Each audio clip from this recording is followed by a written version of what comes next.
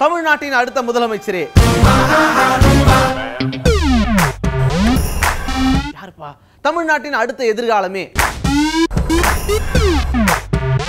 இந்தியாவின் எதிர்காலமே, இந்தியாவின் ஜனாதிபதியே அப்படின்னு ஒருத்தரை மாறி மாறி ரசிகர்கள் எல்லாம் புகழ்ந்துகிட்டு இருக்காங்க. ரஜினிகாந்த் அப்படின்னு நீங்க கேட்கலாம். ரஜினிகாந்த் வருவாரா மாட்டாரான்னு 25 வருஷமா புகழ்ந்துட்டு இருக்காங்க. இப்போ இது புதுசு. யாரை பத்தி தெரியுமா?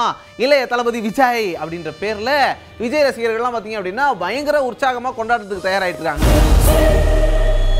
காரணம் என்ன அப்படின்னா, விஜய் 61 டைட்டில்லாம் அனௌன்ஸ் பண்ணக்கூடிய நாள் நெருங்கிக்கிட்டே இருக்கு. அது விஜயோடைய பிறந்த நாள் அப்படின்றது இன்னும் கூடுதல் சிறப்பு. பட்டைய கலப்பு, பட்டி தொட்டி எல்லாம் பட்டைய கலப்பு. விஜயோடைய பிறந்த நாளை எப்படி கொண்டாடுறோம் அப்படின்ட்டு பயங்கரமா பிளான் பண்ணி விஜய் ரசிகர்கள்லாம் ஃப்ளெக்ஸ் பேனர் அடிக்கக்கூடிய பணிகள்லாம் ஈடுபட்டாங்க.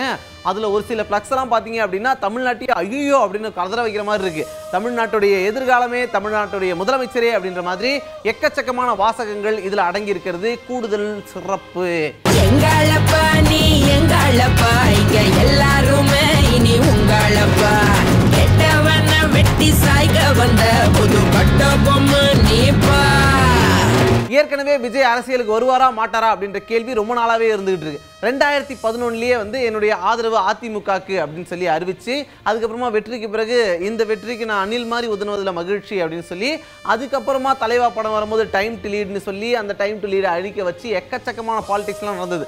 அந்த சமயத்தில் தான் விஜய் கை கட்டி அமைதியா பொறுமையா அப்படிலாம் பேசினாரு.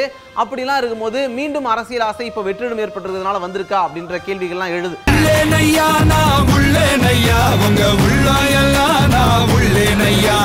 நம்பி வந்தா நான் நன்மை செய்வேன், நன்றி போதும்.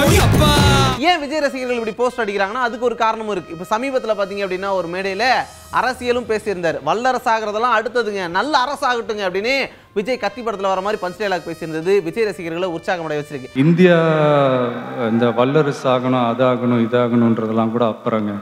முதல்ல விவசாயிங்க நல்லா வாழ்கிற அரசாக மாறணும்.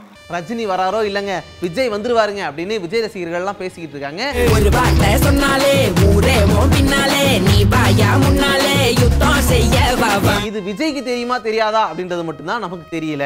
தலைவா தலைவா உயிர் நீ தலைவா.